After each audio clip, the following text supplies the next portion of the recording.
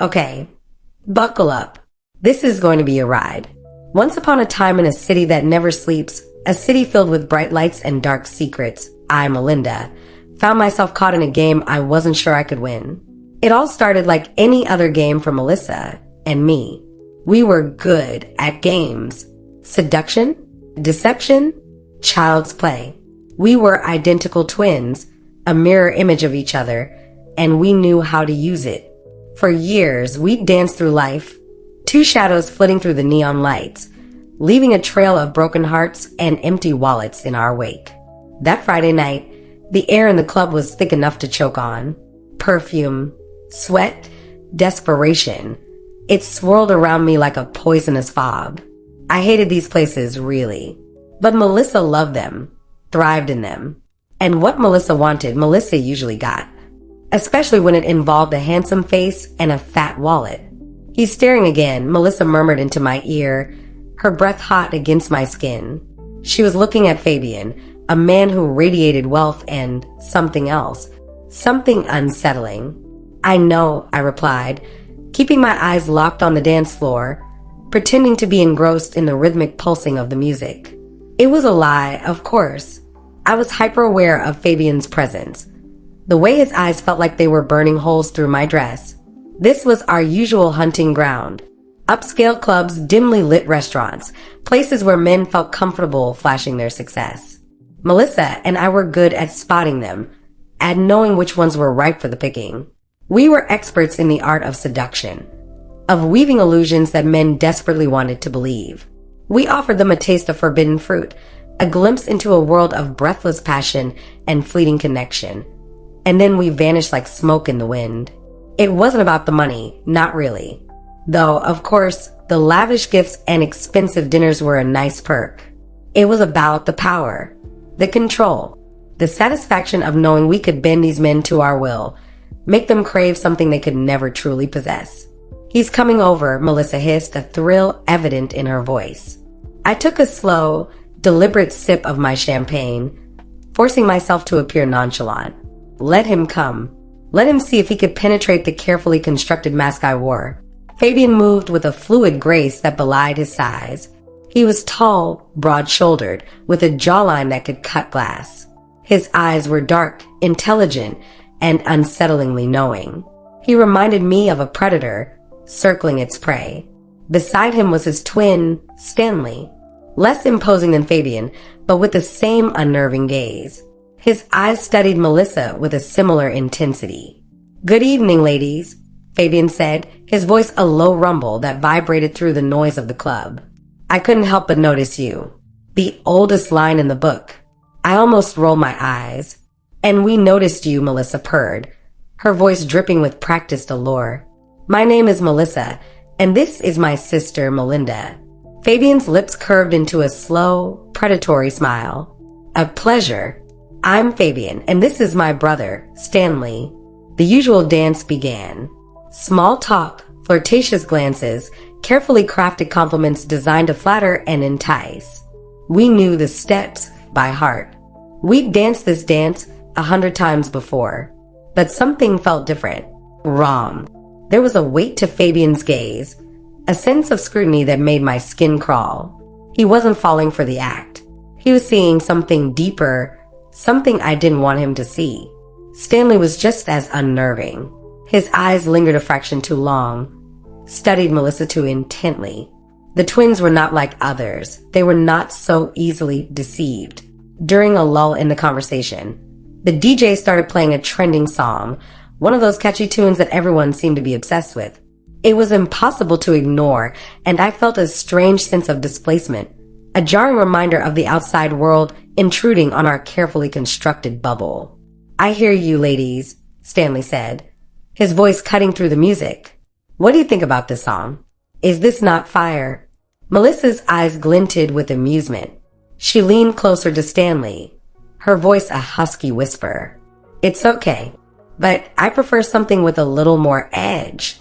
Stanley's smile widened, mirroring Fabian's. Edge, huh?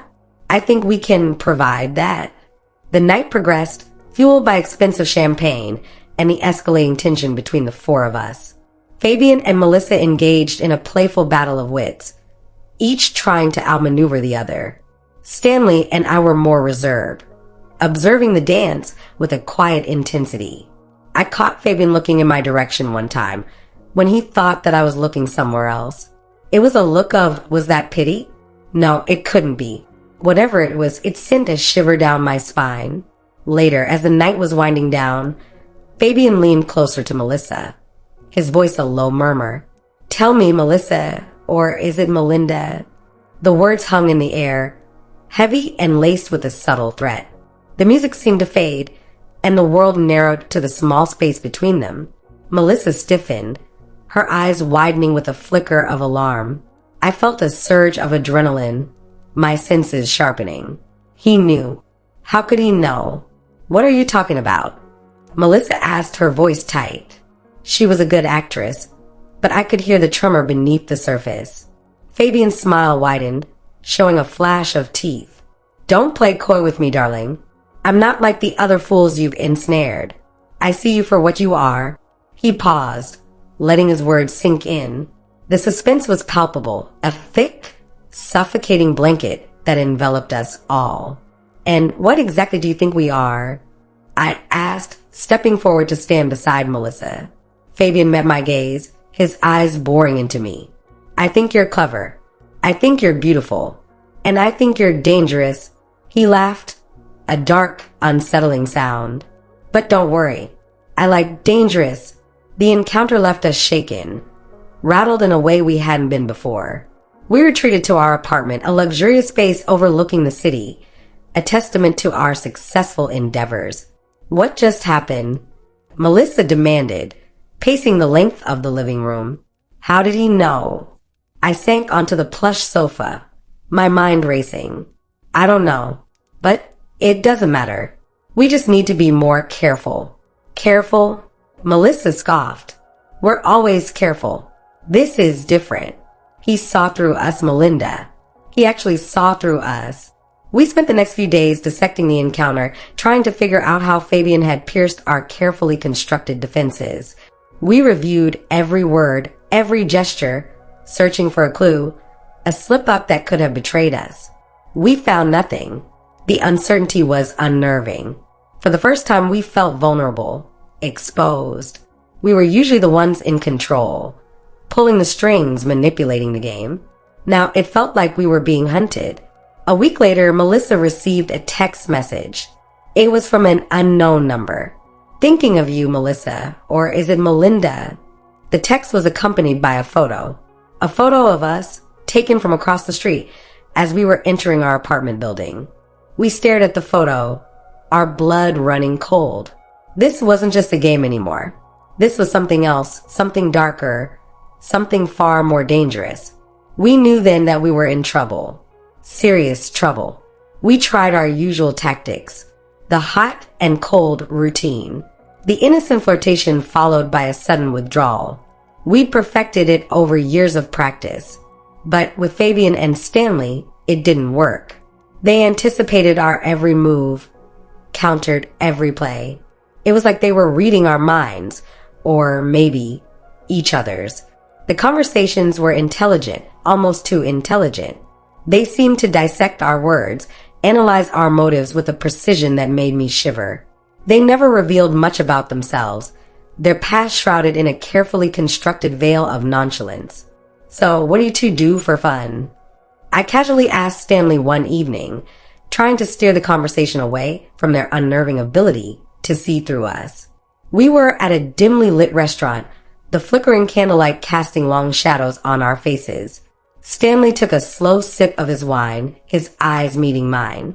Fun is a relative term, Melinda, he said, his voice low and measured. What one person finds enjoyable, another might find distasteful. I felt a prickle of unease. And what do you find enjoyable? He smiled, a cold, unsettling smile that didn't reach his eyes. That, my dear, is for me to know and for you to find out. That night as I lay in bed, tossing and turning, I couldn't shake the feeling that we were being played. That Fabian and Stanley were not just indifferent to our usual charms, but actively manipulating us. They know something, I told Melissa the next morning as we sat in our apartment, sipping coffee. Our apartment was a reflection of our lifestyle. Sleek, modern, and impeccably decorated. Everything was in its place, just like our lives. Or at least, how they used to be. Melissa frowned. Know what? That we're twins. That we like to have fun. No, it's more than that. They know about us. About how we operate. Melissa hesitated. You're being paranoid. Am I? Remember what Fabian said that first night? Melissa? Or is it Melinda? He knew. Melissa shrugged. Maybe he just guessed. We do look identical. It wasn't a guess, I insisted. It was deliberate. Like he was testing us. As the days turned into weeks, the tension between us and the twins escalated. We were locked in a silent battle of wills, each side probing for weaknesses, trying to gain the upper hand. Then Stanley slipped. We were at a party, a lavish affair thrown by some tech billionaire. The music was loud, the champagne flowed freely, and the air was thick with the scent of money and desperation. I had managed to corner Stanley away from the crowd, guiding him onto a secluded balcony overlooking the city skyline. You and Fabian are very secretive, I said, leaning against the railing, my voice low and suggestive. What are you hiding? He laughed, a harsh, brittle sound. Everyone hides something, Melinda. It's human nature. But you and Fabian, it's different. It's like you're guarding something. Something dark. His expression changed, the amusement fading from his eyes.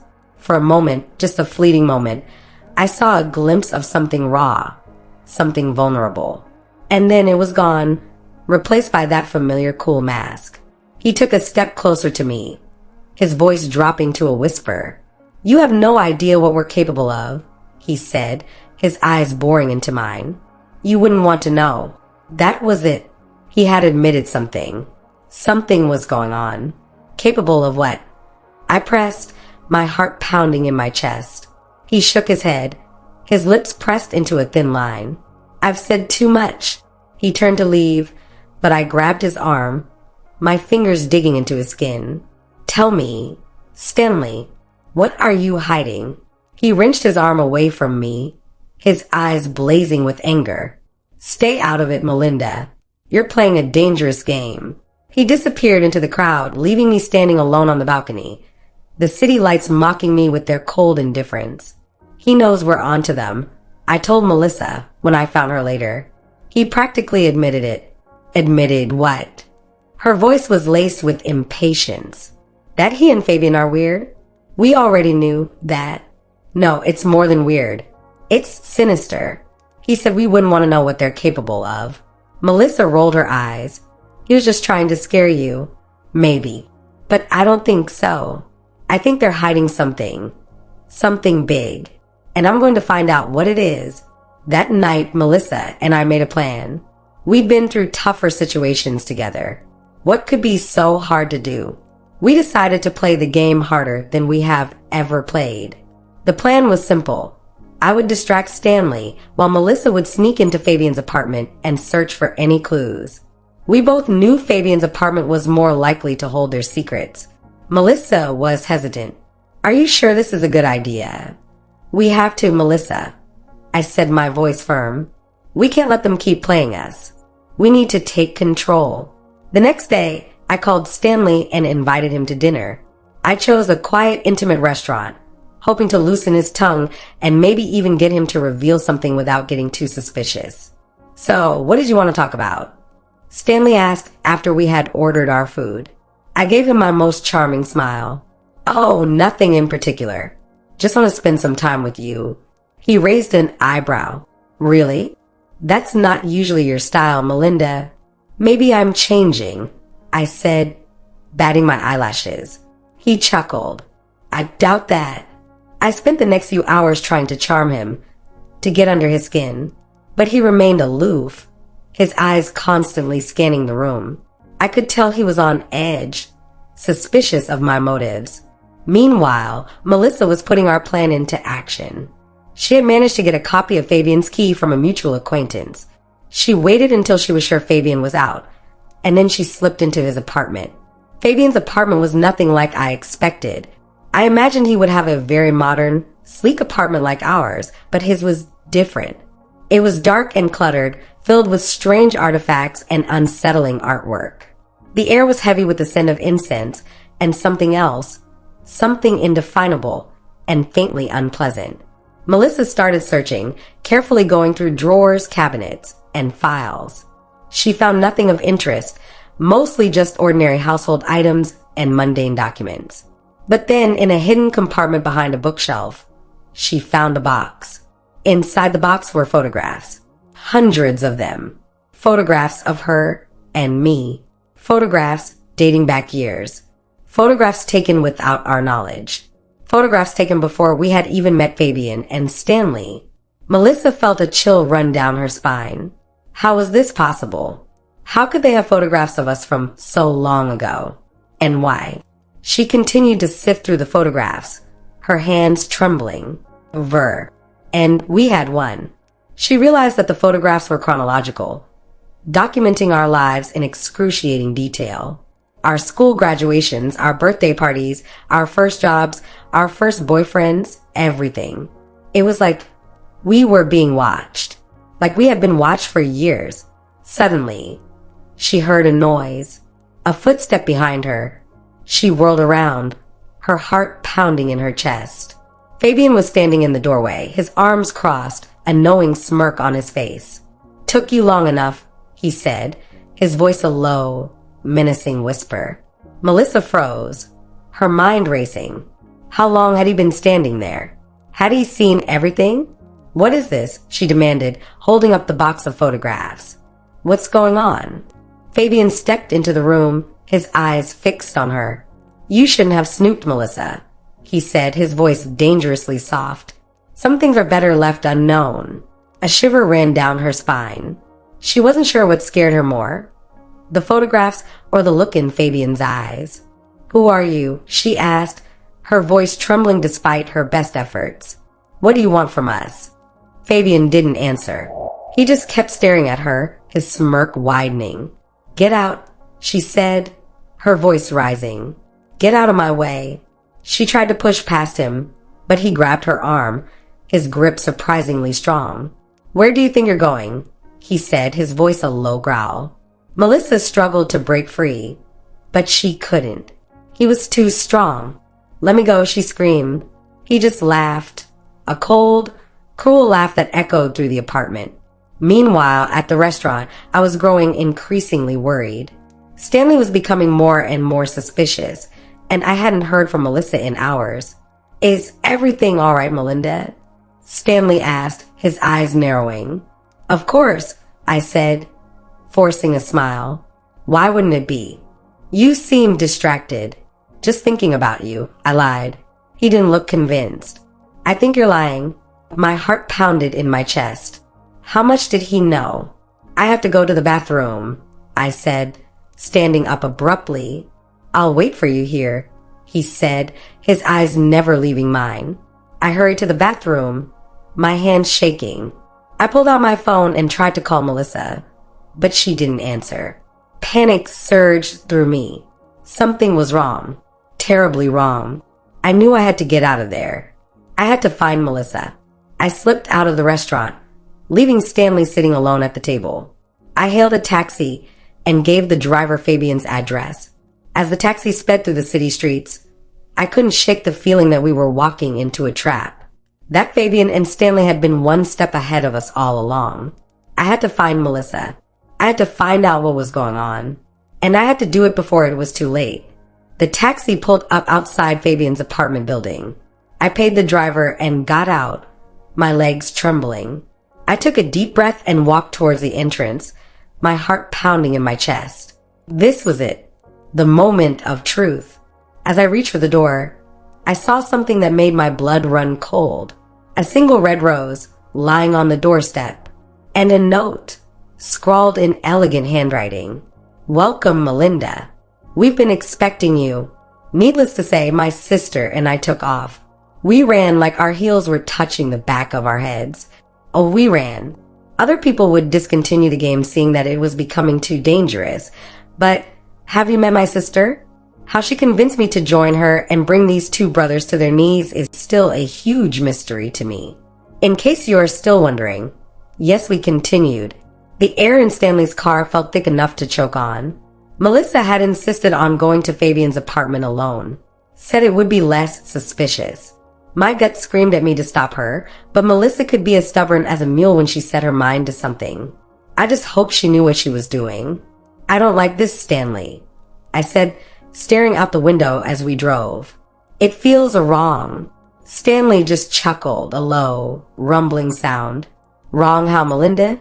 You and your sister have been playing this game for years. Why get cold feet now? His words were casual, but they landed like stones in my stomach. How did he know that about me and Melissa? Like, really know, not guess. I had a terrible feeling we had underestimated these people, and deeply. What do you mean, playing this game? I asked, trying to keep my voice steady. He glanced at me, a glint in his eyes. Come on, Melinda. Don't insult my intelligence. You and Melissa, flitting from rich man to richer man, living the high life on borrowed money and promises. It's a cliche. I bristled. We're not hurting anyone. I hated how defensive I sounded. Stanley laughed again. Oh, really? What about the men you leave in your wake? The broken hearts, the emptied wallets? Is that not hurting anyone in your book? I wanted to argue, to defend myself, but the truth tingled in my throat. We had left a trail of wreckage behind us. We told ourselves it was their fault for being so easily fooled, but deep down, a sliver of guilt always gnawed at me. We pulled up to a gleaming, impossibly tall building. This is it, Stanley said, cutting the engine. My humble abode. Humble my foot. This was a penthouse, the kind you only saw in movies. As we rode the elevator upwards, I could feel my anxiety ratcheting up. This whole thing felt like a trap. The doors opened onto a lavish apartment, all glass walls and minimalist furniture. The view of the city was breathtaking, but I couldn't appreciate it. My senses were on high alert, searching for something, anything, that would tell me what was really going on. Stanley gestured for me to sit on a plush, white sofa. Make yourself comfortable. Can I get you a drink? No, thank you, I said, sitting stiffly. Let's just cut to the chase. What do you want, Stanley? He smiled, a slow, predatory curve of his lips. Patience, Melinda. Everything in due time. He walked over to a sleek, modern bar and poured himself a drink. You remind me of a cat. Beautiful, graceful, but with sharp claws hidden beneath the surface. I didn't say anything. Let him talk. Let him reveal his hand. He took a sip of his drink, his eyes never leaving me. You and Melissa have been very clever, very resourceful, but you made one critical mistake. What's that? You underestimated us, he said, his voice dropping to a dangerous whisper. You thought we were just rich, gullible men. Easy marks. But we've been watching you, Melinda. For a long time. My blood ran cold. Watching us? What are you talking about? He set down his glass and walked towards me, his steps slow and deliberate. We know everything, Melinda. Everything about your past. Your schemes, your little secrets. He stopped right in front of me, so close I could smell the expensive cologne he was wearing. We even know about Daniel. The name hit me like a physical blow. Daniel. The one mistake we couldn't erase. The one skeleton in our closet that haunted my dreams. Daniel had been different. He was smart, perceptive. He'd started asking too many questions, digging too deep. He'd gotten too close to the truth about me and Melissa. Then, poof, gone. I swallowed hard, trying to control my racing heart. Daniel? What about him? Stanley smiled. Oh, Melinda. So much? He was a loose end, wasn't he? A potential problem that needed to be taken care of. What did you do to him? The words came out as a strangled whisper. Stanley tilted his head, as if considering. Let's just say he's being taken care of. He's safe. For now. What do you mean, for now? He stepped away and walked over to a large screen on the wall. He pressed a button on a remote, and the screen flickered to life. My breath caught in my throat. There on the screen was Daniel. He looked older, thinner, but it was unmistakably him. He was sitting in a chair, tied up, his eyes wide with fear. I gasped. Where is he? What have you done to him? Stanley turned back to me, his face unreadable. He's in a secure location, where he can't cause any trouble. But he's alive, Melinda. For now. His fate is entirely in your hands. What do you want? I demanded, my voice shaking. I want you and Melissa to stop playing your little game, he said, his eyes glinting. I want you to walk away from everything. From us. From the life you've built. Disappear. And never look back. And if we don't? He smiled, a chilling, inhuman smile. Then Daniel suffers. And perhaps others as well. My mind raced. This was it. We were trapped. They had us cornered. They knew about Daniel. They knew about our past. They knew everything. And they were using it against us. Just then, my phone buzzed. It was a text from Melissa. One word. Help. My heart lurched into my throat. Something was wrong. Terribly wrong. I need to go, I said, standing up. Stanley didn't try to stop me. He just watched me, his eyes filled with a cold, knowing amusement. Go ahead, Melinda. But remember what I said. Daniel's life is in your hands. I ran out of the apartment, my mind reeling. I had to get to Melissa. I had to find out what was happening. But as I reached the elevator, a chilling thought struck me. We were playing someone else's game now, and we were losing. Meanwhile, across town in a dimly lit, abandoned hotel, Melissa was fighting her own battle. The air hung heavy with the smell of dust and decay. The once grand ballroom, now stripped bare, echoed with the sound of her own footsteps. Fabian had led her here, promising answers, but all she felt was a growing sense of dread. Fabian, where are you? She called out, her voice trembling slightly. A voice answered from the shadows. Patience, Melissa. I'm right here. Fabian stepped out of the darkness, a smirk playing on his lips. He looked like a predator, enjoying the hunt. What is this, Fabian? Melissa demanded, trying to maintain her composure. What do you want? I want to show you something, Melissa, he said, his voice low and seductive. Something that will open your eyes. He gestured towards a screen that had been set up in the corner of the room. As Melissa approached, the screen flickered to life. What she saw made her gasp. It was Melinda, tied to a chair, gagged, her eyes wide with terror. Melinda. Melissa cried out, her voice filled with panic. What have you done to her? Fabian chuckled. Relax, Melissa. She's perfectly safe. For now. Let her go. Fabian, what do you want? I told you I want to show you something, he said, his eyes glinting. I want to show you what we're capable of. He pressed a button on a remote, and the video on the screen shifted. Now it showed footage of Melissa herself, taken from hidden cameras. Footage of her and Melinda, laughing, scheming, plotting their next move. Footage dating back years, long before they had even met the brothers. Melissa stared at the screen in horror. How did you get this? Fabian smiled. We've been watching you for a long time, Melissa. Studying you. Learning your weaknesses. Your fears. Your desires. He stepped closer to her, his eyes burning into hers. We know everything about you, Melissa. Everything. Melissa felt a wave of nausea wash over her.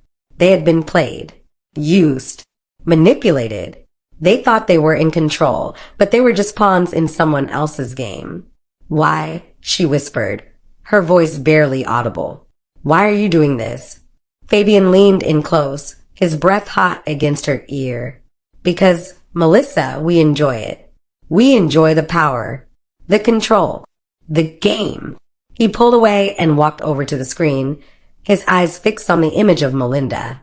You and your sister are very good at what you do. Very convincing. But you made one fatal mistake. What's that? You thought you could outsmart us. he said, his voice dripping with amusement. You thought you could play us for fools. But you were wrong, Melissa. Very wrong. He turned back to her, his eyes filled with a cold, predatory gleam. Now, it's our turn to play you. Melissa felt a surge of adrenaline. She had to get out of here. She had to save Melinda. But as she turned to run, Fabian grabbed her arm, his grip like steel. Where do you think you're going, Melissa? He said, his voice a low growl. The game has just begun. He led her into the darkness, and Melissa knew, with a chilling certainty, that her life and Melinda's would never be the same. Back at Stanley's penthouse, I was frantically trying to call Melissa, but she wasn't answering. My heart was pounding in my chest. Something terrible had happened. I could feel it in my bones. I hailed a taxi and gave the driver the address of Fabian's apartment. I had to get there. I had to find Melissa. As the taxi sped through the city streets, I couldn't shake the image of Daniel's face from my mind. He was alive. But for how long? And what would Stanley do to him if we didn't comply with his demands? We had made a mess of things. A terrible, irreversible mess. We had thought we were so clever, so untouchable. But we were just ordinary people playing a dangerous game with powerful, ruthless men. The taxi pulled up to Fabian's apartment building. I paid the driver and rushed inside, my heart hammering in my chest. I rode the elevator up to Fabian's floor and knocked on the door, my hand trembling. No answer. I knocked again, harder this time. Still no answer. I tried the handle. It was unlocked. I hesitated for a moment, then pushed the door open and stepped inside. The apartment was empty, silent, eerily still. Melissa, I called out, my voice echoing through the empty rooms. Fabian. Silence. I walked through the apartment, my senses on high alert. Everything looked normal, but I could feel a sense of unease creeping over me. Something was wrong. Terribly wrong. Then I saw it. A small piece of paper lying on the coffee table. I picked it up and unfolded it. One word was written on it, in Melissa's handwriting, hotel. My blood ran cold. She was in trouble. Deep trouble. I ran out of the apartment and hailed another taxi. Take me to the Grand Majestic Hotel, I said, my voice shaking. And hurry. As the taxi sped towards the hotel, I knew that I was running out of time. Melissa and I were caught in a web of deceit and danger, and I didn't know if we could escape. The Grand Majestic Hotel loomed before me like a haunted castle, its darkened windows staring down like empty eyes. I paid the driver and ran towards the entrance, my heart pounding in my chest. The lobby was deserted, the furniture covered in dust sheets. The air was thick with the smell of decay. It felt like stepping into a forgotten world. Hello. I called out, my voice echoing through the empty space. Is anyone here? Silence. I walked further into the hotel, my footsteps echoing on the marble floor. The place was a maze of corridors and rooms, all identical and eerily silent. I had no idea where to start looking for Melissa. Then I heard a sound, a faint whisper coming from somewhere down the hall. I followed the sound, my heart pounding in my chest. The whisper grew louder until I could make out the words, "Help me." It was Melissa's voice. I ran towards the sound, my breath catching in my throat. I turned a corner and saw a door at the end of the hallway.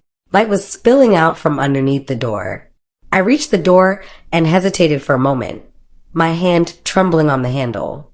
What was waiting for me on the other side? I took a deep breath and pushed the door open. Okay, here we go. Buckle up, it's going to be a ride. When I opened the door, the stale air hung thick with dread. My heart thumped against my ribs, a frantic bird trapped in a cage. Stanley, his face an unreadable mask, watched me with an unsettling calm. The panoramic view of the city, usually a comfort, now felt like a taunt, a reminder of the life I was about to lose. Why, Stanley? Why do all this? I asked, my voice trembling despite my best efforts. He sighed, a long, drawn-out sound that amplified the tension in the room. You wouldn't understand, Melinda. This is necessary. Necessary? Destroying lives is necessary. I spat back, the fear momentarily overridden by anger. Daniel, where is he? Is he even alive? Stanley's lips curved into a thin, cruel smile. He picked up a remote from the glass table and pointed it at the massive screen on the opposite wall. The screen flickered to life, displaying a grainy image. My breath hitched. It was Daniel. He was alive, but barely. He was lying in a hospital bed, his face bruised and battered, his eyes closed, tubes snaked in and out of his body. Daniel! I cried out, tears welling up. What have you done to him? He's being taken care of, Stanley said, his voice devoid of emotion. He's cooperating. He's agreeing to tell the world everything. No.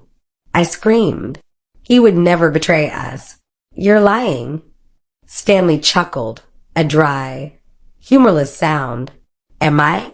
You underestimate your brother's flexibility. He's surprisingly willing to do anything to survive. Despair washed over me, cold and suffocating. I didn't know what to believe. Was Daniel really alive? Was he being forced to betray us? My mind was reeling. Suddenly, the penthouse door burst open and a figure stumbled in. My eyes widened. It was Melissa. But something was wrong. Terribly wrong. Melissa was covered in blood. Her clothes were torn, her hair matted and tangled. Her eyes, usually bright and full of mischief, were wide with horror. Melinda, she gasped, her voice hoarse and ragged. I didn't mean to. I rushed towards her, my heart pounding in my chest. Melissa, what happened? What did you do? Before I could reach her, Stanley stepped in front of me, blocking my path. He nodded slowly, as if everything was proceeding exactly as planned. It's done then.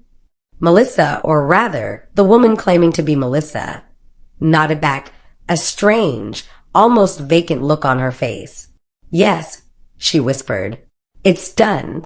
My confusion deepened. What was going on? Why was Stanley acting like he expected this? And why was Melissa, or whoever this woman was, acting so strangely? Then I saw it. A subtle difference in her eyes, a twitch in her lip, a way her body held itself, too stiff, too controlled. This wasn't Melissa. My blood ran cold. This wasn't my sister. A terrifying realization dawned on me. This was all part of their sick game. They had replaced Melissa. But with who and why? Who are you? I asked, my voice barely a whisper. The imposter smiled, a chilling, predatory smile that sent shivers down my spine. She tilted her head slightly, her eyes gleaming with malicious amusement. Checkmate, she whispered. The world seemed to tilt on its axis. The room spun. My vision blurred. Everything went black. I woke up disoriented, my head throbbing. I was still in the penthouse, but the atmosphere had changed. The air crackled with an almost palpable energy. The city lights twinkled mockingly outside the window. Stanley was gone. So was the imposter. I was alone. Or so I thought. A voice, smooth and chillingly familiar, echoed from the shadows. Welcome back to the game, Melinda. My heart leaped into my throat. Fabian. He stepped out of the darkness, his eyes gleaming with triumph. He looked impeccably dressed, completely untouched by the chaos that had engulfed my life. You, I hissed, struggling to sit up. I was still tied to the chair. You're behind all of this. Fabian smiled, a slow, deliberate gesture. Of course, I am. Did you really think Stanley was capable of orchestrating something this intricate? But why? I demanded, my voice shaking. Why are you doing this to us? Ah, Melinda. Always the practical one, Fabian said with a sigh. You lack vision. This isn't just about you and your sister. This is about control, about power, about reshaping the world in my image. You're insane, I said, my voice filled with disgust. Fabian chuckled. Perhaps, but I prefer to think of myself as ambitious. He walked closer, his eyes boring into mine. You and your sister are just pawns in my game. Pieces to be moved and sacrificed as needed. Where is Melissa? I asked, my voice laced with fear. What have you done to her? Fabian's smile widened. Melissa is safe. For now. But her fate, like yours, rests entirely on my whim. He paused, then leaned in close, his voice barely a whisper. You see, Melinda, I've always admired your intelligence, your resilience. But you're too stubborn, too unwilling to bend to my will. That's why you need to be broken. He gestured towards the screen, which flickered back to life, displaying a new image. This time, it was a live feed. It showed Melissa, tied up in a darkened room. She was struggling against her restraints, her eyes wide with terror. If you don't cooperate, Melinda, Fabian said, his voice dangerously soft, your sister will suffer the consequences. And believe me, I can be very creative when it comes to inflicting pain. My mind reeled. I was trapped. My sister was in danger. And the only way to save her was to play Fabian's game. But what was his game? What did he want from me? And how far was I willing to go to protect Melissa? Days blurred into nights. I lost track of time. Fabian subjected me to a relentless barrage of psychological torture. He interrogated me, manipulated me, and played on my deepest fears. He showed me endless images of Melissa being tortured, each more gruesome than the last. He wanted to break me, to strip away my will, to turn me into a puppet. But I refused to give in. I clung to the hope that somehow, some way, I could outsmart him and save Melissa and Daniel. I spent hours analyzing Fabian's words, his gestures, his expressions. I tried to understand his motives, his weaknesses, his vulnerabilities. I needed to find a way to turn the tables on him. One night, as Fabian was ranting about his grand vision for a new world order, I noticed something. A flicker of doubt in his eyes, a slight tremor in his hand. He was still confident, but he was starting to show cracks. He was losing control. That's when I knew I had a chance. I decided to play along, to pretend to be broken, to lull him into a false sense of security. I understand, Fabian, I said, my voice trembling as convincingly as I could. You're right. I was wrong to resist. I want to help you. Fabian's eyes narrowed. He didn't trust me, but he wanted to believe me. Prove it, he said, his voice cold and hard. How? I asked, feigning helplessness. Tell me everything you know about your father's work, he said. Everything he told you before he died. My father. He had been a brilliant scientist working on a top-secret project for the government. A project that, according to rumors, could change the world. He died suddenly, mysteriously. I'm starting to think the work my father was doing was the reason behind his sudden demise. I had always suspected that his death was not an accident. And now, it seemed, Fabian was after whatever secrets he had taken to his grave. This was my chance. To use his obsession against him. I don't know much, I said, pretending to struggle. He never told me details. He just said it was important, that it could change everything. Fabian leaned closer, his eyes burning with intensity. Tell me what you remember. Every detail, no matter how small. I spent the next few hours feeding him carefully crafted lies, mixing them with fragments of truth to make them seem believable. I told him about my father's research, his colleagues, and about his hidden lab. Fabian listened intently, his eyes gleaming with excitement. He was falling for it. As dawn approached, Fabian finally stood up, his face flushed with anticipation. It's time, he said, his voice filled with triumph. We're going to find your father's lab, and we're going to unlock the secrets that will change the world. I smiled weakly, pretending to be relieved. Thank you, Fabian. Thank you for giving me a chance to be part of something important. Fabian led me out of the penthouse, his grip tight on my arm. We were escorted by a team of heavily armed guards. He really wasn't taking any chances. As we drove through the city, I surreptitiously glanced at the guards. They were well-trained, disciplined, but not invincible. I could see their boredom, their fatigue, their vulnerability. I knew I had to act fast. This was my only chance to escape and save Melissa and Daniel. As we approached the outskirts of the city, I saw my opportunity. We were passing through a construction site with heavy machinery and piles of rubble strewn everywhere. I took a deep breath and prepared myself. "Fabian," I said, my voice calm and steady. "I need to use the restroom." Fabian glared at me, suspicion clouding his eyes. "Hold it. We're almost there." "I can't," I said, wincing in discomfort. "It's an emergency." Fabian hesitated for a moment, then sighed in exasperation. "Fine, but make it quick." He ordered the driver to pull over. 2 guards escorted me to a secluded spot behind a pile of rubble. As soon as we were out of sight, I sprang into action. I punched one guard in the throat, sending him sprawling to the ground. The other guard reached for his weapon, but I was too fast. I kicked him in the groin, then grabbed his gun and pointed it at him. "Don't move," I said, my voice cold and deadly, "or I'll shoot." The guard froze, his eyes wide with fear. I quickly tied him up with his own belt, then turned my attention to the other guard. He was still gasping for air, but he was conscious. I gagged him with a piece of cloth, then tied him up as well. I took a deep breath and surveyed my surroundings. I needed to get away from here, and fast. I grabbed the guards' weapons and ran towards the construction site. I needed to find a way to blend in and disappear. As I navigated through the maze of machinery and debris, I heard shouts and gunshots behind me. The other guards had realized that I was gone and were giving chase. I ran faster, my heart pounding in my chest. I vaulted over piles of rubble, ducked under low-hanging pipes, and squeezed through narrow gaps. Finally, I spotted a crane.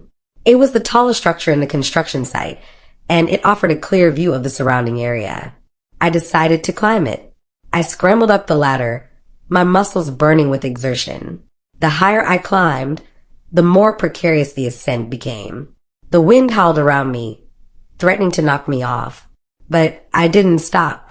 I kept climbing, driven by the need to escape and save my sister and Daniel. Finally, I reached the top. I clung to the railing, gasping for air. Below me, I could see the guards swarming through the construction site, searching for me. They looked like ants from this height. I took a deep breath and surveyed the surrounding area. I needed to find a way to get out of here unnoticed. I spotted a freight train passing nearby. It was my best bet.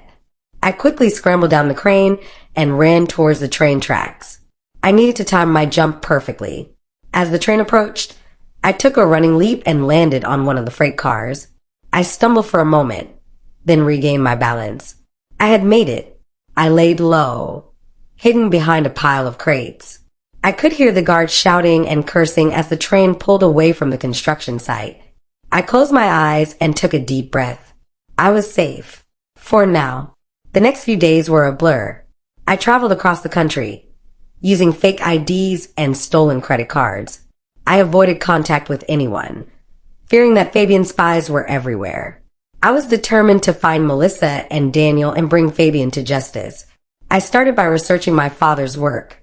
I scoured the internet, visited libraries, and interviewed former colleagues. I pieced together fragments of information, trying to understand the nature of his top-secret project. The more I learned, the more I realized that my father had stumbled upon something truly extraordinary, something that could change the world, for better or for worse, and Fabian wanted to control it. I finally tracked down one of my father's former colleagues, a brilliant but eccentric scientist named Dr. Emily Carter. She had been forced into hiding after my father's death. I found her living in a remote cabin in the mountains. She was wary at first, but after I convinced her that I was my father's daughter, she agreed to help me. Dr. Carter told me everything she knew about my father's project. She revealed that he had discovered a way to tap into the human mind, to access and manipulate thoughts and emotions. It was a technology with enormous potential and terrifying implications. She also told me about my father's hidden lab.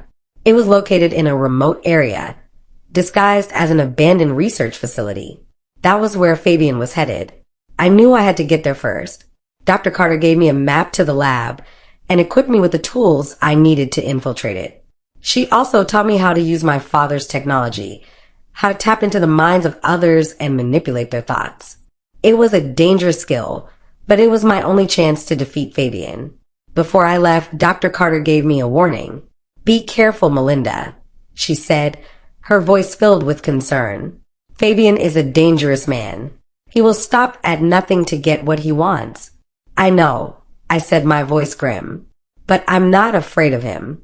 I'm going to stop him no matter what it takes." I followed Dr. Carter's map to the abandoned research facility. It was located in a desolate area, surrounded by miles of empty wasteland. The facility was heavily guarded, but I used my newfound skills to slip past the guards unnoticed. I tapped into their minds and manipulated their thoughts, convincing them that I was one of them. I entered the facility and made my way to my father's hidden lab. The lab was exactly as Dr. Carter had described it. It was filled with advanced technology, including computers, monitors, and complex machinery. Fabian was already there. He was standing in front of a large screen, analyzing data. Melissa and Daniel were tied up in the corner, their eyes filled with fear. "Ah, Melinda," Fabian said, turning to face me. "I was wondering when you would show up." "Let them go, Fabian," I said, my voice cold and hard. "This doesn't have to end like this." Fabian laughed. "You're too late, Melinda. I've already unlocked your father's secrets. Soon, I will have the power to control the minds of everyone on this planet." "You're insane," I said, my voice filled with disgust. "Perhaps," Fabian said, his eyes gleaming with madness, "but I will be the one in control." He raised his hand, signaling his guards to attack me. I was ready. I tapped into the minds of the guards and manipulated their thoughts. I turned them against each other, creating chaos and confusion. Fabian watched in disbelief as his guards turned on each other, fighting and killing each other. He realized that I had outsmarted him. "You can't stop me, Melinda," he said, his voice filled with rage. "I'm too powerful." "You're wrong, Fabian," I said, my voice calm and steady. "I am my father's daughter, and I will not let you destroy his legacy." I used my powers to shut down the technology, disrupting Fabian's connection to the machine. He screamed in frustration as his grip on the machine was severed. I used the distraction to free Melissa and Daniel. Together, we made our escape as the facility began to self-destruct. Fabian was trapped inside, consumed by the flames. As we watched the facility burn, I knew that it was finally over. Fabian was gone, and his reign of terror had come to an end. We went back to our lives, forever changed by what we had experienced. But we were together, and that was all that mattered. Thank you for watching to the end of this story. Do well to subscribe and click on the bell icon.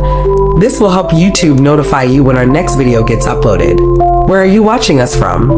Who is your favorite character? Guess what? You can share your forbidden confessions with us via email or WhatsApp, and we would most likely have it featured. Send it as a document via email to forbiddeneroticconfessions@gmail.com or as a voice note via WhatsApp to +44 741 831 6330. Again, it is +44 741 831 6330. I will see you again in the next video. Until then, stay sensual.